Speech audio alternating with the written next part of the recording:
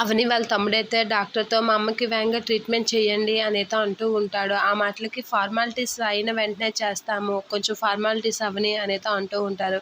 ఇక నర్స్ వచ్చి పల్లవితో admission fee కట్టండి మేడం అనైతే అంటూ ఉంటుంది. నేను ఫీజు కట్టమేంటి వాళ్ళే కట్టుకుంటారు అంటే అడ్మిషన్ చేసేది మీరే కదా అని అంటే ఆ బ్యాగ్ ఇవ్వని చెప్పి ఆ బ్యాగ్‌లో ఏటుందో వెతుకుతూ ఉంటుంది. అలా వెతకగానే అందులో పాత ఫోటో కనిపిస్తూ ఉంటుంది. ఇందులో ఎవరున్నారు ఏంటి అని చెప్పి అవని అయితే అలా చూస్తూ ఉంటుంది. అందులో ఫోటో చూసి షాక్ అవుతూ ఉంటుంది.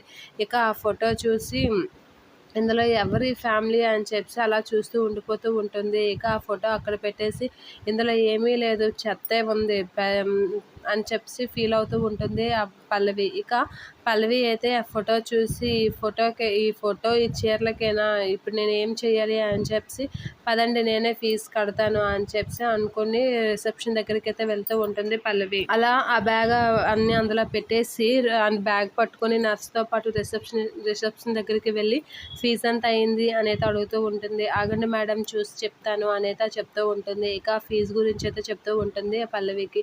90,000 అయింది మేడం అని అంటే 90,000 అని చెప్పి ప్రస్తుతానికి నా దగ్గర అంత క్యాష్ లేదు, నేను వచ్చి కడతాను అని అయితే చెప్తూ ఉంటుంది. మీరు వచ్చి కడతారని ఏం నమ్మకం అని అవని వాళ్ళ తమ్ముడు అడిగితే ఇదో నా కార్డు, ఇందులో నా ఇంటి పేరు అన్నీ ఉన్నాయి.